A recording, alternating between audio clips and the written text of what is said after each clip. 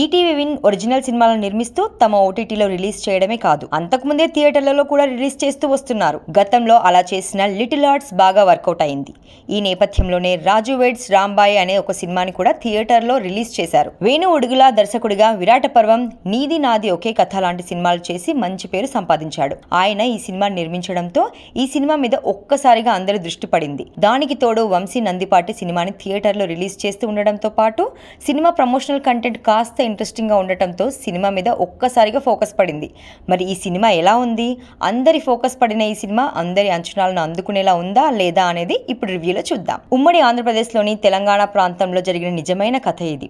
రాజు అంటే అఖిల్ రాజ్. ఊరిలో శుభకార్యమైన అశుభకార్యమైన రాజు డప్పు లేనిదే అక్కడ పని నడవదు. అలాంటి రాజు అదే ఊరికి చెందిన కాంపౌండర్ వెంకన్న అంటే చైతన్య జొన్నలగడ్డ కూతురైన రాంబాయి అంటే తేజస్విరావును చిన్ననాటి నుంచే ప్రేమిస్తూ ఉంటాడు. కొన్నాళ్లకు రాంబాయి కూడా రాజుని ఇష్టపడుతుంది.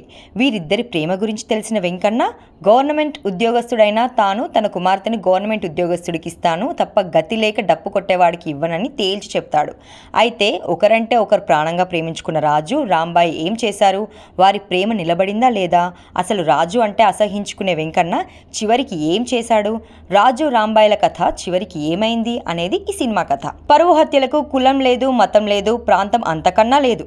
ఇక్కడ కులమతాలు లేదా ఇతర విషయాల కన్నా మనుషుల ఈగోనే ఈ పరువు హత్యకు ప్రధానమైన కారణమవుతుంది. ఈ నేపథ్యంలోనే తెలంగాణలోని ఖమ్మం జిల్లాలో జరిగిన ఒక నిజమైన ప్రేమ కథను సినిమాగా ప్రేక్షకుల ముందుకు తీసుకొచ్చాడు దర్శకుడు. నిజానికి సినిమా ప్రారంభమైన తర్వాత ఒక మంచి ఫీల్ గుడ్ లవ్ స్టోరీ చూస్తున్న ఫీలింగ్ కలుగుతుంది.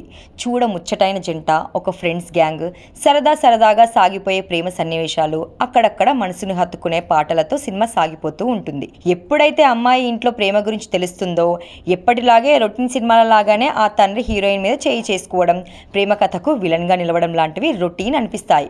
అయితే సినిమా ఇంటర్వెల్ బ్లాక్ తర్వాత వేగం మరింత తగ్గుతుంది. ఏంటో సినిమా సాగదీస్తున్న ఫీలింగ్ కూడా కలుగుతుంది. కానీ సినిమా మొత్తానికి ప్రధానమైన ఆయువు సినిమా క్లైమాక్స్. ఈ విషయాన్ని ముందు నుంచి ప్రమోషనల్ ఇంటర్వ్యూలలో సినిమా టీం చెబుతూనే వచ్చింది. ఈ నేపథ్యంలోని సినిమా క్లైమాక్స్ కోసమే సెకండ్ హాఫ్ కాస్త లైట్ గా రాసుకున్నాడు దర్శకుడు. ఇక క్లైమాక్స్ లోకి ఎంటర్ అయిన తర్వాత ఒక షాకింగ్ క్లైమాక్స్ తో ప్రేక్షకుడు షాక్ అయ్యేలా దర్శకుడు రాసుకున్నాడు. నిజానికి ఇలాంటివి వింటేనే ఒళ్ళు జల్దరిస్తుంది. అలాంటిది నిజంగా చూసిన వారందరూ ఎలాంటి షాక్కి గురై ఉంటారో ఇప్పుడు అర్థం చేసుకోవచ్చు. నిజానికి సొంత పిల్లలను పరోహత్య పేరుతో చంపుకున్న తల్లిదండ్రులను చూశాను. కానీ ఈ సినిమాలో చూపించినంత దారుణం నిజంగా ఏ తండ్రి చేయడేమో అనిపిస్తుంది. నిజానికి ఒక ఫీల్ గుడ్ లవ్ స్టోరీకి షాకింగ్ క్లైమాక్స్తో రాసుకున్న షాక్ ఫ్యాక్టర్తో షాక్ కలిగించాడు దర్శకుడు. నిజానికి ఇలాంటి సినిమాని ఒక క్రైమ్ స్టోరీగా కూడా తీయొచ్చు. కానీ హృదయానికి హత్తుకునేలా ఒక మంచి ప్రేమ కథతో చెప్పడం దర్శకుడికే చెల్లింది. నిజానికి దీన్ని ఒక గొప్ప ప్రేమ కథగా చూపించాడు దర్శకుడు. కానీ ఏ ప్రేమికులకు అంతవరకు వస్తే మనం శత్రువులుగా భావించే వారికి కూడా ఇలాంటి పరిస్థితి రావద్దు అని సినిమా చూసిన ప్రేక్షకులు ఫీల్ అయ్యేలా తెర మీదకి తీసుకురావడంలో దర్శకుడు చాలా వరకు సక్సెస్ అయ్యాడు. ఇక నటీనటుల విషయానికి వస్తే అఖిల్ రాజ్ రాజు అనే పాత్రలో నటించాడు అనడం కంటే జీవించాడు అని చెప్పొచ్చు. ఒక పల్లెటూరు కుర్రాడిగా ప్రేమించిన అమ్మాయి కోసం ప్రాణమిచ్చేవాడిగా ఎక్కడ వంక పెట్టలేని విధంగా ఆకట్టుకున్నాడు. రాంబాయి పాత్రలో తేజస్విరావు ఒదిగిపోయింది. మేకప్ లేకుండా ఆ పాత్రకు తగ్గట్టుగా ఆమె నటించిన తీరు ప్రశంసనీయం. ఇక ఈ సినిమాలో సర్ప్రైజ్ ఫ్యాక్టర్ ఏదైనా ఉందంటే అది సిద్ధు జొన్నలగడ్డ సోదరుడు చైతన్య జొన్నలగడ్డ.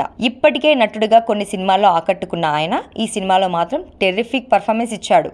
హీరోయిన్ తండ్రి పాత్రలో చూడగానే అసహ్యం కలిగించేలాంటి నటనతో మంచి మార్కులు వేయించుకునే ప్రయత్నం చేశాడు. ఇక శివాజీ రాజా, అనితా చౌదరి వంటి వాళ్ళు తమ పాత్రల పరిధి మేరకు ఆకట్టుకున్నారు. టెక్నికల్ టీం విషయానికి వస్తే ఈ సినిమాకి దర్శకుడు ఎంతలా ప్రాణం పెట్టి కథ రాసుకున్నాడో అదే విధంగా డైలాగ్స్ కూడా ప్రేక్షకులకు దగ్గరగా ఆకట్టుకునేలా రాయడంలో సక్సెస్ అయ్యాడు. ఇక ఈ సినిమాకి కథ హీరో అయితే టెక్నికల్ టీం విషయానికి వస్తే సంగీత దర్శకుడు హీరో రాంబాయి నీ మీద నాకు మనసేనా అంటూ సాగిన ఒక సాంగ్ అయితే ఆబాలగోపాలం హమ్ చేసేలా ఉంది. మిగిలిన సాంగ్స్ పెద్దగా గుర్తుంచుకునేలా లేకపోయినా బ్యాక్గ్రౌండ్ స్కోర్ మాత్రం బాగుంది. సినిమాటోగ్రఫీ మాత్రం చాలా కొత్తగా అనిపించింది. పల్లెటూరు లొకేషన్స్లో చాలా తక్కువ లొకేషన్స్ అయినా సరే ఏదో మనం అక్కడ ఉండి చూస్తున్న ఫీల్ కలిగించేలా సినిమాటోగ్రఫీ వర్క్ ఉంది. నిర్మాణ విలువలు బాగున్నాయి. Finally Raju weds Rambai feel good love story with shocking climax.